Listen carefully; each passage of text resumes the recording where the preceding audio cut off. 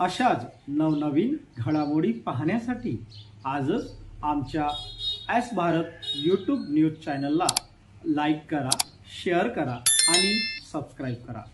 जोहार. गणेश उत्सवानिमित्त काय आपल्या भावना आहेत या निमित्ताने? तसं गणपतीला मी दरवर्षी गावात आमच्या घरी गणपती आहे, त्यामुळे येण्याचा प्रयत्न करत असतो मी. आणि याही वर्षी गणपतीला मी आलेलो आहे. दर्शन झालं, आरती झाली, सगळे परिवारासकट, सगळे आमच्या ग्रामस्थांसकट आणि सर्व पत्रकारांसकट पण आरती झाली. चांगला गणेशोत्सव जो आहे सगळ्या महाराष्ट्रामध्ये मोठ्या उत्साहामध्ये साजरा होतो आहे. आणि ते कोण वाजवते बघा, हां, गणेशोत्सव महाराष्ट्रातला सगळ्यात मोठा उत्सव आहे. आणि महाराष्ट्रात काय, देशभरामध्ये गणेशोत्सव, विदेशात पण गणपती उत्सव साजरा केला जातो. जिथं जिथं गणेश भक्त आहेत तिथं तिथं गणपती उत्सव साजरा करतात. त्यामुळे एक वेगळं वातावरण संपूर्ण गणेश चतुर्थी ते अनंत चतुर्थीपर्यंत संपूर्ण महाराष्ट्रामध्ये आपण पाहतो. आणि त्याप्रमाणे मी गावी आलो आहे आणि गणेशाचं दर्शन घेतलं आहे. सगळे भेटले, समाधान, आनंद आहे. साहेब, मनोज जरांगे यांचं आंदोलन सुरू आहे, आजचा तिसरा दिवस आहे आंदोलनाचा. त्यांनी सांगितलंय की जर मागण्या मान्य झाल्या नाही तर उद्यापासून पाण्याचा सुद्धा त्याग ते करतील आणि खूप कडक आंदोलन, उपोषण असं सुरू होईल त्यांचं. खरं म्हणजे मनोज जरांगे पाटील मागच्या वेळेस देखील त्यांनी मराठा समाजासाठी जे आंदोलन केलं होतं हे सर्वश्रुत आहे.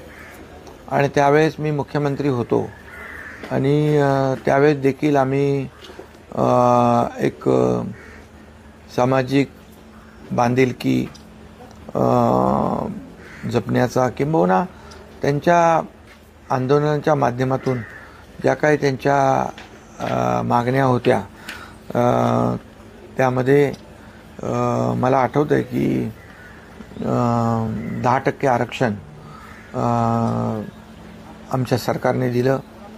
मी, देवेंद्रजी, अजितदादा आणि आमचं मंत्रिमंडळ यांनी ठरवलं आणि अतिशय एका महिन्यामध्ये एक मागासवर्ग आयोग स्थापन करून, सुक्रे आयोग साहेब, जस्टिस सुक्रे साहेबांचा आयोग स्थापन करून मला वाटतं आतापर्यंतच्या इतिहासामध्ये सगळ्यात मोठा सर्वे 2,58,00,000 हाऊसहोल्डचा सर्वे केला. जवळपास 4-4.5 लाख लोक काम करत होते. प्रत्येक जिल्हाधिकारी कार्यालयामध्ये विशेष सेल बनवला होता, विशेष विभाग बनवला होता आणि तिथून सर्व जो काही इम्पिरिकल डेटा जो आहे तो गोळा केला आणि मराठा समाज मागास कसा आहे हे आयोगाने सिद्ध केलं. आणि कारण मला आठवतं आहे की जेव्हा देवेंद्र फडणवीसजी मुख्यमंत्री होते त्यांच्या मंत्रिमंडळात देखील मी होतो आणि त्यावेळेस 16% आरक्षण दिलं. मग 13 आणि 12% कोर्टाने ते निश्चित केलं आणि हायकोर्टाने ते ग्राह्य धरलं. हायकोर्टामध्ये आम्ही टिकवलं, परंतु दुर्दैवाने सुप्रीम कोर्टामध्ये महाविकास आघाडीचं सरकार असताना त्यावेळेस जे काही पुरावे सुप्रीम कोर्टात द्यायला पाहिजे होते, ॲनेक्स्चर असेल, त्याचबरोबर आयोगाचा अहवाल असेल, त्याचबरोबर अनेक जे हजारो कागदपत्र देणं जे सुप्रीम कोर्टाला जे काही पुरावे आवश्यक होते त्यामध्ये तत्कालीन महाविकास आघाडी सरकारला अपयश आलं आणि ते सुप्रीम कोर्टाने रद्दबातल केलं.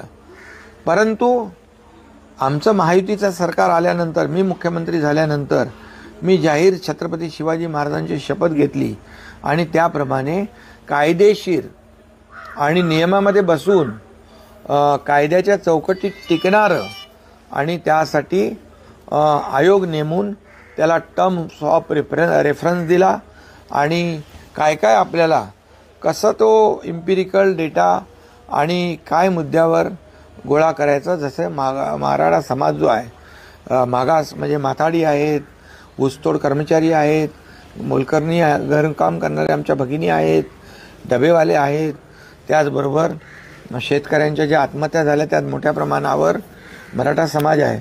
हे सगळं त्याच्यामध्ये आलं. खूप मोठ्या प्रमाणावर सर्वे झाला आणि आयोगाने या ठिकाणी सिद्ध केलं. कारण त्यावेळेस देखील सुप्रीम कोर्टाने म्हटलं होतं, पहिलं तर ही मराठा समाज मागास आहे, सोशली आणि एज्युकेशनली बॅकवर्ड आहे, बॅकवर्डनेस सिद्ध करा. ते करू शकले नव्हते म्हणून ते सुप्रीम कोर्टाने रद्दबातल केलं. आणि म्हणून आयोगाच्या माध्यमातून आम्ही रीतसर कायदेशीर या सगळ्या प्रक्रिया पूर्ण केल्या आणि 10% आरक्षण दिलं.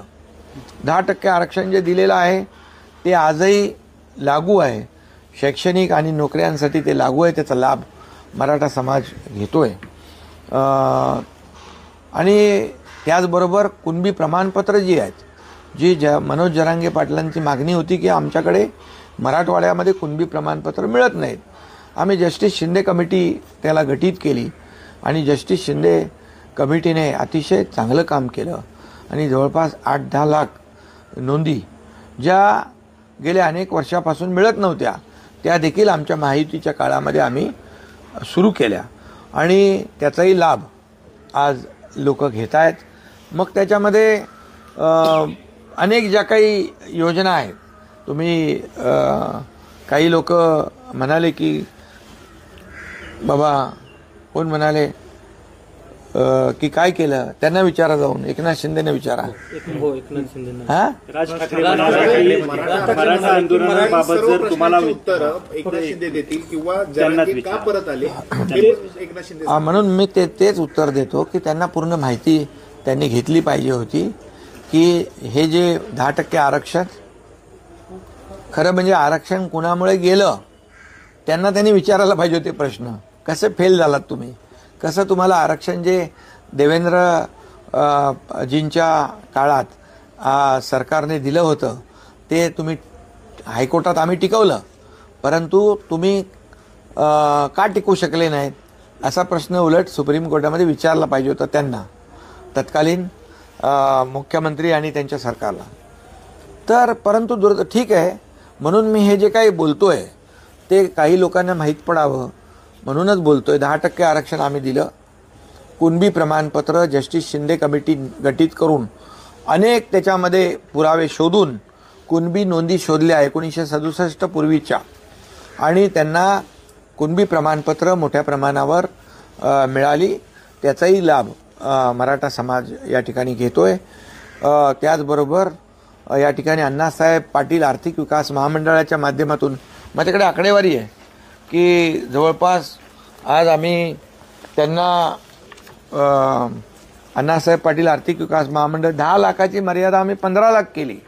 म्हणजे स्वतःच्या पायावर उभं राहायला पाहिजे मराठा कार्यकर्ता, त्याला देखील दिली.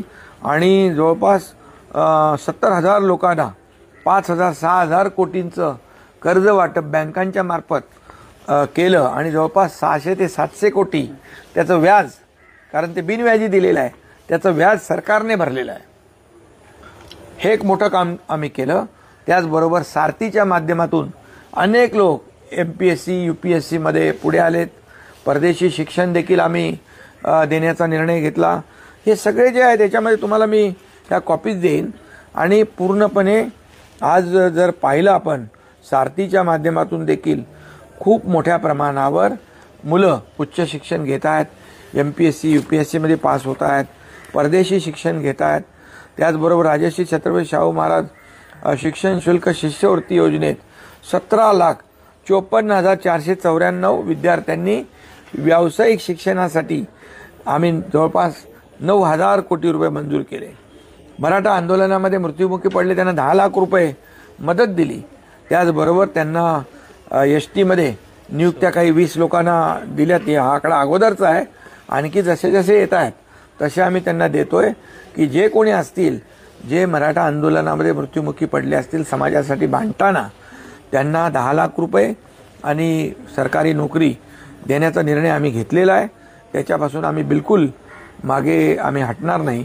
आणि यामध्ये MPhil PhD साठी देखील सरकारने अनुदान दिलेलं आहे. आणि म्हणून मराठा समाजाला जे काही देता येईल, सारथीला 300 कोटी वाढीव निधी दिला आहे. अण्णासाहेब पाटील आर्थिक विकास महामंडळाला आम्ही 300 कोटी वाढीव निधी दिलेला आहे. नाशिकमध्ये जे सारथीचं कार्यालय ते आम्ही बांधतोय, विभागवाईज सारथीचे कार्यालय आम्ही बांधतोय. त्याचबरोबर यामध्ये मोठ्या प्रमाणात हॉस्टेलची निर्मिती देखील आम्ही आमच्या काळात केली महायुतीच्या. आणि जिथं जिथं हॉस्टेल होऊ शकत नाहीत त्यांना ग्रामीण आणि शहरी भागाचं जे भाडं आहे त्यांना दर महिन्याला भरावं लागतं, त्यामध्ये देखील आम्ही ते देखील दिलं, त्यामध्ये देखील वाढ केली. आणि त्याचबरोबर 5,000 जेव्हा सुप्रीम कोर्टाने ह्या नियुक्त्या रद्द केल्या त्या काळामध्ये ज्यांच्या इंटरव्ह्यूज मुलाखती झाल्या होत्या पण त्यांना अपॉइंटमेंट त्यांची झाली नव्हती, नियुक्त्या झाल्या नव्हत्या, असे लोक बिचारे अडकले होते. आणि त्यांना देखील 5,000 लोकांना माझ्या मुख्यमंत्री पदाच्या कारकिर्दीमध्ये 5,000 लोकांना नोकऱ्या देण्याचं काम आम्ही केलं. म्हणजे मराठा समाजाला जे काही देता येईल. आणि आमचं म्हणणं आहे की कायदेशीर टिकणारं, कायद्याच्या चौकटीत बसणारं अशा प्रकारचं जो काही त्यांना ज्या सोयीसुविधा आहेत त्या दिल्या. OBC प्रमाणे देखील त्यांना सोयीसुविधा देण्याचा निर्णय आम्ही घेतला. आणि हे सगळं जे आहे हे आतापर्यंतच्या मागच्या 2.5 वर्षाच्या कारकिर्दीमध्ये हे मी मुख्यमंत्री असताना आमच्या सरकारने केलं. आता मनोज जरांगे पाटील यांची जी मागणी आहे की हैदराबाद गॅजेट आणि सातारा गॅजेट, या हैदराबाद गॅजेट आणि सातारा गॅजेटच्या बद्दल देखील मी आपल्याला सांगू इच्छितो की ज्या नोंदी जस्टिस शिंदे समितीने नोंदल्या, खूप मेहनत केली त्यांनी. आणि खऱ्या अर्थाने जस्टिस शिंदे कमिटीच्या बद्दल मराठा समाजामध्ये देखील समाधान आहे, कारण त्यांनी प्रामाणिकपणे काम केलं. आता एक सगळे सोयरे आणि हे हैदराबाद गॅझेट, आता जे आम्ही काही लोक म्हणतात वाशीला एकनाथ शिंदे गेले, त्यांना पुन्हा परत पाठवलं, पुन्हा ते माघारी आले. तर तो जो काही आम्ही त्यावेळेस हे जो यामध्ये देखील जी अधिसूचना काढली होती, ही अधिसूचनेचा हा ड्राफ्ट, अधिसूचनाचा ड्राफ्ट देखील मनोज जरांगे पाटील यांनी पाहिला होता आणि त्याच्यामध्ये काही बदल सुचवले होते. त्याप्रमाणे आम्ही तो काढला त्यावेळेस. आणि त्यांनी वाशीवरून ते पुन्हा परत गेले. त्यांना धन्यवाद आम्ही त्यावेळेस दिले. आजही त्यांना मी धन्यवाद देतो की त्यावेळेस ते परत गेले. आणि यामध्ये यावर देखील 6 ते 8 लाख सजेशन ऑब्जेक्शन आलेले आहेत. मध्ये इलेक्शन सगळ्या गोष्टी झाल्या आणि त्यामुळे देखील या सर्व स्क्रुटिनीचं काम जे आहे ते देखील आम्ही करतोय की. आणि त्याचबरोबर कुठंही यामध्ये कुणाचीही फसवणूक आयुष्यामध्ये एकनाथ शिंदेने केली नाही, करणार नाही. जे आहे ते आमच्याकडे सगळं सत्य उघड आहे. आणि जे आम्ही बोललोय ते बोललोय आणि जे बोललो ते आम्ही केलं देखील मराठा समाजासाठी. आणि आम्ही नेहमी सांगितलं की मराठा समाजाला न्याय देत असताना इतर समाजावर कुठल्याही OBC असेल किंवा अन्य कुठलाही समाज असेल त्याच्यावर अन्याय होऊ देणार नाही, ही भूमिका आम्ही कायम ठेवलेली आहे. आजही मी सांगतो मराठा समाजाला काही देण्यासाठी ज्या ज्या काही गोष्टी असतील, यामध्ये जस्टिस शिंदे कमिटी हैदराबादला देखील गेली होती. मी देखील तिथल्या काही लोकांशी बोललो होतो. तोही प्रयत्न जो आहे तोही प्रयत्न आपण निश्चितपणे करणार. कारण शेवटी समाजाला, मराठा समाजाला आणि इतर समाजाचं कुठलंही नुकसान न होता, त्यांचं कुठलंही कमी न करता मराठा समाजाला आता ज्या काही मागण्या मनोज जरांगे पाटील आणि मराठा समाजाने केलेल्या आहेत, या मागण्यावर देखील सरकार सकारात्मक आहे. सरकारचं त्याचबरोबर जी उपसमिती आम्ही केली आहे त्याला कॅबिनेटचा दर्जा दिलेला आहे विखे पाटलांच्या अध्यक्षतेखाली. त्यामध्ये आमचे मंत्री आहेत तिन्ही पक्षाचे आणि त्यांची काल 2 बैठका झाल्या, आताही बैठक आहे. कायदेशीर सर्व लोकांच्या बरोबर ॲडव्होकेट जनरल असतील, त्याचबरोबर जे या विषयातले तज्ज्ञ जे लोक आहेत यांच्याबरोबर देखील एक बैठक होती आहे आणि आम्ही सरकार म्हणून पूर्णपणे सकारात्मकच आहोत. कारण शेवटी मराठा समाज जो आहे हा जस्टिस सुक्रे आयोगाने हा मागास आहे, सामाजिक, शैक्षणिक आणि आर्थिक याचा अहवाल तयार केलेला आहे. त्या अहवालाच्याच याच्यावर आम्ही त्यांना 10% आरक्षण दिलेलं आहे. आणखी जे काही हैदराबाद गॅजेट आहे, सातारा गॅजेट आहे, तो जो काही अधिसूचना आहे, सगळ्या थेट जे काही म्हणजे सगळे सोयऱ्यांचा विषय आहे, या बाबतीमध्ये देखील आम्ही चर्चा करतोय. परंतु मी हेही सांगेन की 10% आरक्षण जे आम्ही दिलं त्याचाही लाभ आज मुलं शिक्षणामध्ये आणि नोकऱ्यांमध्ये घेत आहेत, ही देखील वस्तुस्थिती आहे. आणि या उपर जे कोणी आरोप करतायत, टीका करतायत, त्यांना माझं एवढंच विचारणं आहे की तुम्ही जेव्हा देवेंद्र फडणवीसजी आणि आम्ही त्या मंत्रिमंडळात होतो, आम्ही दिलेलं आरक्षण त्यावेळेस 13% ते हायकोर्टामध्ये टिकवलं, पण सुप्रीम कोर्टामध्ये तुम्ही टिकू शकले नाहीत. तुमचं हे अपयश आहे. तुमचं अपयश झाकण्यासाठी आमच्यावर आरोप करू नका. तुम्ही जे काय भूमिका आहे तुम्ही स्पष्टपणे मांडा. तुमची भूमिका काय आहे? म्हणजे ओबीसीमधून आरक्षण देण्याची भूमिका आहे. काही लोक बोलत आहेत, पाठिंबा देत आहेत, चांगलं आहे. परंतु जेव्हा आम्ही बैठकीला बोलवतो त्यावेळेस मात्र बैठकीला येत नाहीत. म्हणजे एक तुम्ही बाहेर एक बोलायचं, आतमध्ये एक बोलायचं, मराठा समाजाबरोबर वेगळं खेळायचं, ओबीसी बरोबर वेगळं खेळायचं, ह्या दुटप्पीपणा सोडला पाहिजे. आम्ही सरकार म्हणून आमची जबाबदारी आहे. सरकार म्हणून प्रत्येक घटकाला, प्रत्येक समाजाला न्याय देण्याचं काम, त्यांना मुख्य प्रवाहात आणण्याचं काम ही सरकारची जबाबदारी आहे. ती आम्ही पार पाडणार, बिलकुल पार पाडणार. परंतु अशा प्रकारचे दुटप्पीपणाची भूमिका जे लोक घेत आहेत त्यांनी कृपया करून या ठिकाणी आपलं भूमिका जी आहे स्पष्ट केली पाहिजे. मराठा समाजाबद्दल काय, ओबीसी समाजाबद्दल काय. साहेब, आता तुम्ही ज्या पद्धतीने विरोधकांवर बोलला, 13% आरक्षण सुप्रीम कोर्टात कशा पद्धतीने ते टिकवू शकले नाहीत हे सांगितलं. मात्र शरद पवारांनी आरक्षणाबद्दल परवा एक असं वक्तव्य केलंय की तामिळनाडूमध्ये आरक्षणाची मर्यादा वाढून 72% नेली आहे. राज्यात सुद्धा ते शक्य आहे. मात्र राज्यातल्या जे मुख्यमंत्री आहेत त्यांनी केंद्राकडे जर प्रयत्न केले तर ते मिळू शकेल घटना बदलल्यानंतर. काय आपलं याच्यावर मत? शरद पवार साहेब खूप सिनियर लीडर आहेत. ते परिपक्व नेते आहेत. त्यांनी मुख्यमंत्रीपद भोगलेलं आहे. त्यांनी केंद्रामध्ये देखील केंद्रीय मंत्री म्हणून काम केलेलं आहे. मग इतक्या वर्षामध्ये त्यांनी हा विचार का नाही केला, हा माझा सवाल आहे. त्यांनी हा विचार करून तो निर्णय घ्यायला पाहिजे होता. यापूर्वी देखील सरकार कुणाची होती, काँग्रेसची होती, आपल्याला माहीत आहे. इकडेही होते, तिकडेही होते. मग आम्ही जे देतोय, आम्ही जे दिलेलं आहे त्याच्यावर आरोप करणं, टीका करणं किंवा कुणाचं तरी कोर्टामध्ये चेंडू टाकणं हे मला वाटतं योग्य होणार नाही. कारण त्यांच्याकडे पण देखील इतक्या वर्षाची राजनैतिक अनुभव आहे. आणि म्हणून माझं एवढंच म्हणणं आहे, जे काय करायचं ते या मराठा समाजाच्या किंबहुना इतर कुठल्याही समाजाच्या बाबतीमध्ये सत्ताधारी पक्ष आणि विरोधी पक्ष यांनी मिळून निर्णय घेतला पाहिजे. मिळून निर्णय घेतला पाहिजे, समाजाला न्याय दिला पाहिजे.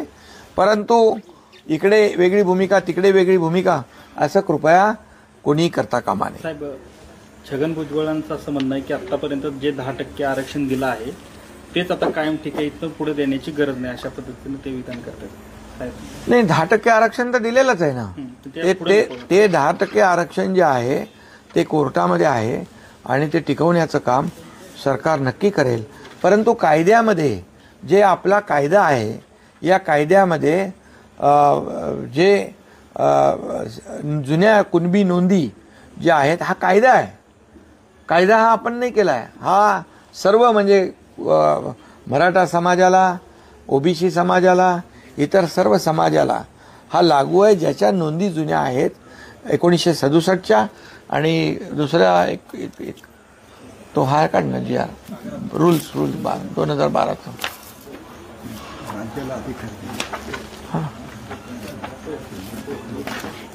आणि आता पूर्वी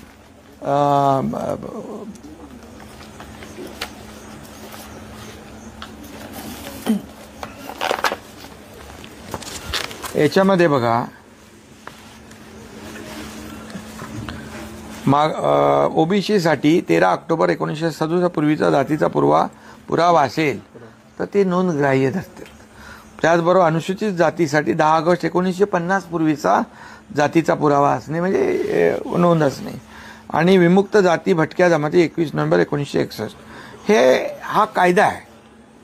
आणि त्यामुळे या कायद्याप्रमाणे आपण याच्यामध्ये निर्णय घेतलेले आहेत. कायद्याच्या बाहेर कायद्याच्या चौकटीच्या बाहेर जाऊन कुठलाही निर्णय घेतला नाही आपण. आणि म्हणून पूर्वी मला वाटतं 103व्या घटनादुरुस्तीप्रमाणे केंद्राकडे अधिकार होते बरोबर ना, पण 105व्या घटनादुरुस्तीनंतर ते राज्याकडे अधिकार आलेले आहेत. त्यामुळे हे अधिकार जे आहेत हे राज्याकडे अधिकार आहेत आणि त्याचा उपयोग सुप्रीम कोर्टाने जो निकाल रद्दबातल हे आरक्षण करताना असं म्हटलेलं आहे की अपवादात्मक परिस्थितीमध्ये एक्स्ट्राऑर्डिनरी सर्कमस्टन्स एक्सेप्शनल केसमध्ये की राज्य या ठिकाणी मागास आयोग नेमून या ठिकाणी सर्वे करून एखाद्या जातीला मागास जातीला म्हणजे बॅकवर्डला फॉरवर्डला आणू शकते.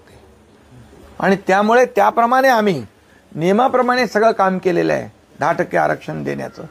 आणि त्यामुळे मला वाटतं आता यामध्ये जे काही करता येईल आता जे त्यांचं हैदराबाद गॅजेट आणि सातारा गॅजेट आणि दुसरं जी काही मागणी आहे सगळे सोयऱ्यांच्या संदर्भातली या बाबतीमध्ये आता बैठका सुरू आहेत. आणि या बैठकांमधून जे काही कायदेशीर तोडगा जो आहे शेवटी बघा जे काही निर्णय सरकार घेईल मुख्यमंत्री महोदयांशी आणि माझी देखील चर्चा या बाबतीमध्ये झालेली आहे. आणि मुख्यमंत्री महोदय मी अजितदादा आमची चर्चा झाली या बाबतीमध्ये की याच्यामधून मार्ग आपल्याला कायदेशीर आणि कायद्याच्या चौकटीमध्ये बसणारा आणि उद्या कुणीही चॅलेंज केलं तर टिकणारा अशा प्रकारचा निर्णय घेणं ही सरकारची भूमिका आहे. आणि त्याप्रमाणे जी मंत्रिमंडळ उपसमिती आहे त्याच्यावर कायदेशीर चर्चा करते आहे बैठका घेते आहे. मगाशी मी सांगितलं आताही बैठक त्या ठिकाणी 5 वाजताची आहे. आणि सरकार सकारात्मक आहे पूर्णपणे. आणि एवढंच आहे की कुणावरही अन्याय होऊ नये, कुणावरही अन्याय न करता समाजाला जे काही न्याय आहे ते देण्याबाबतीमध्ये यापूर्वी सरकार सकारात्मक होतं यापुढेही. आणि प्रत्येक समाज जो आहे हा सरकार म्हणून आम्हाला सगळ्यांनाच सोबत घेऊन जायचं आहे. कुणावरही अन्याय होऊ नये ही भूमिका सरकारची आहे. आणि त्यामुळे यापूर्वी जे काही जस्टिस सुक्रे साहेबांचा आयोग नेमलेला आहे त्या आयोगामध्ये पूर्णपणे मराठा समाजाच्या बाबतीमध्ये पूर्ण त्यांनी जे काही हे जे नियम नॉर्म्स अटी शर्ती ज्या आहेत या पूर्णपणे त्याच्यामधून मराठा समाज कसा सामाजिक शैक्षणिक आणि आर्थिक मागास आहे त्यांच्याच अहवालावर आम्ही ही पुढची कारवाई केलेली आहे. आणि जस्टिस शिंदे कमिटी देखील या ठिकाणी काम करते आहे. फक्त एवढंच आहे की कुठल्याही बाबतीमध्ये जसं आतापर्यंत कुणबी नोंदी मिळत नव्हत्या त्या कुणबी नोंदी आणि प्रमाणपत्र इश्यू होऊ लागले ही तर वस्तुस्थिती आहे. त्याचबरोबर 10% आरक्षण दिलं मराठा समाज ही वस्तुस्थिती आहे. त्याचबरोबर जे बेनिफिट्स आहेत जे इतर समाजाला मिळत आहेत तेही देणं सुरू आहे. त्यामुळे सरकार यापूर्वी देखील मी मुख्यमंत्री असताना सकारात्मक होतं.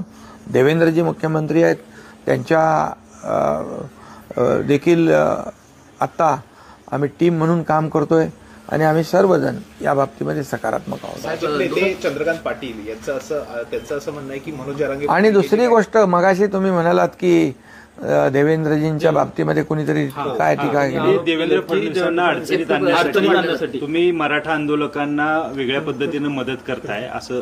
खरं म्हणजे बघा, मी जे करतो ते खुलेआम करतो. मी लपून छपून काय करत नाही, बंद दाराआड काय करत नाही.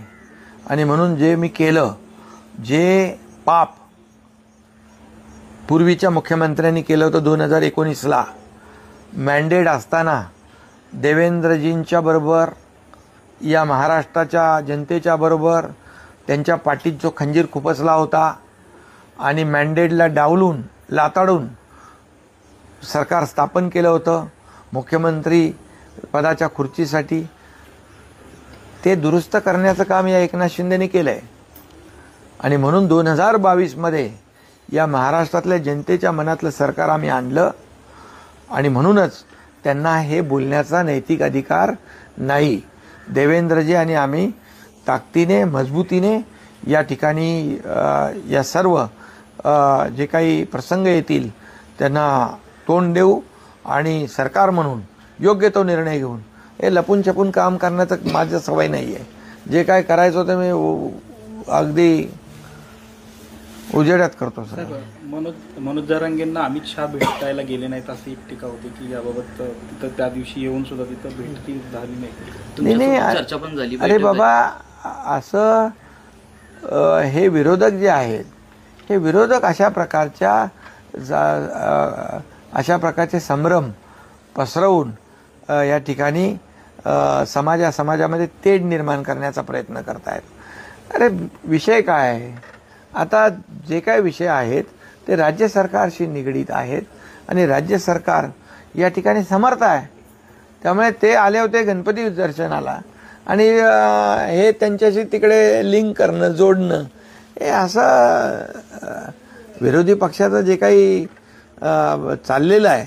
मी म्हणूनच मी मगाशी आपल्याला सांगितलं, जी भूमिका घ्या ती आत एक बाहेर एक अशी नको. जी आहे ती स्पष्ट आणि सडेतोड घ्या. आम्ही जी भूमिका घेतो स्पष्ट भूमिका घेतो. आम्ही लपून छपून काम करत नाही. कधीपर्यंत आंदोलन सुटेल अशा पद्धतीनं महायुती आता प्रयत्न करेल? नाही, या बाबतीमध्ये तर चर्चा सुरू आहे आणि कायदेशीर ज्या काही बाबी आहेत त्या तपासल्या जात आहेत. आणि शेवटी बघा, चर्चेतूनच मार्ग निघत असतो. मागच्या वेळेस पण चर्चेतून मार्ग निघाला आणि आम्हाला सरकारला अपेक्षा आहे की चर्चेतून शेवटी बघा प्रत्येकाने सहकार्य करण्याची आवश्यकता आहे. सरकार देखील सहकार्य करत आहे. मनोज जरांगे पाटील यांनी देखील शेवटी ते समाजासाठी त्यांनी लढा उभारला आहे. त्यांच्याकडून देखील सहकार्याची अपेक्षा आहे. साहेब, तुमची आणि अमित शहांची चर्चा झाल्यानंतर अमित शहांनी या आरक्षणाच्या मुद्द्यावर तुम्ही स्वतः लक्ष घालावं असं काही तुम्हाला सांगण्यात आलं का? अरे बाबा, ते आम्ही आहोत ना, आमची टीम आहे. देवेंद्रजी मुख्यमंत्री आहेत, मी उपमुख्यमंत्री, अजितदादा उपमुख्यमंत्री. आमची एवढी मोठी टीम मंत्र्यांची उपसमिती आहे, त्याला कॅबिनेट मंत्रिमंडळाचा दर्जा दिलेला आहे. मार्ग काढू ना. साहेब, मुख्यमंत्री असताना तुम्ही मराठा समाजाचे प्रश्न सोडवा यशस्वी झाला होता, मात्र आता मुख्यमंत्री असताना देवेंद्र फडणवीस अयशस्वी होते असं तुम्हाला कोणी सांगितलं? कारण की आता मराठे दाखल झाले तिथं. नाही, कसं आहे याच्यामध्ये बघा, आता हे जे काही प्रश्न आहेत आता मांडलेले, या प्रश्नांना कायद्याची चौकट आणि कायदेशीर बाबी तपासून या सर्व निर्णय घेताना आपला हा निर्णय चॅलेंज होऊ नये, तो रद्दबातल होऊ नये, हे काम सरकारचं आहे. ही सरकारनी भूमिका, आमची भूमिका असं कोणालाही काही सांगायचं आणि वेळ मारून न्यायची असं नाही आहे. जे आम्ही बोललो ते करत गेलो आहे, जे केलेलं आहे. आणि हे मराठा समाज असेल आणि महाराष्ट्राच्या समोर आहे. त्यामुळे जातीमध्ये तेढ निर्माण करण्याचं जे कोणी काम करतायत त्यांनी ते थांबवलं पाहिजे. साहेब, उद्धव ठाकरे आणि राज ठाकरे एकत्र आलेले आहेत, तर या मराठी मुद्द्यावरून एकत्र आलेले होते, तर येत्या महानगरपालिकेमध्ये ते जाऊ दे, आता विषय नंतर बघू ना. महायुतीचा काय फायदा नुकसानमध्ये आम्ही बघत नाही. आम्ही महायुती म्हणून जे काम केले 2.5 वर्ष आणि आता पुढचे जे 8-9 महिने झालेले आहेत हे जनतेसाठी काम केलं आहे, मुंबईसाठी काम केलं आहे, महाराष्ट्रासाठी काम केलं आहे. त्यामुळे महायुतीच्या कामाच्याच जोरावर का आम्हाला मतदान झालं, एवढं लँडस्लाईड मॅन्डेट का मिळालं विधानसभेत, आम्ही काम केलं म्हणून. फेक नरेटिव्ह पसरवून जिंकून नाही आलो आम्ही. त्यामुळे आम्ही जे काम केलं आहे महायुतीने, त्या महायुतीचाच या ठिकाणी कामाची पोचपावती येणाऱ्या स्थानिक स्वराज्य संस्थांमध्ये देखील जनता देईल. अशाच नवनवीन घडामोडी पाहण्यासाठी आजच आमच्या एस भारत यूट्यूब न्यूज चॅनलला लाईक करा, शेअर करा आणि सबस्क्राईब करा.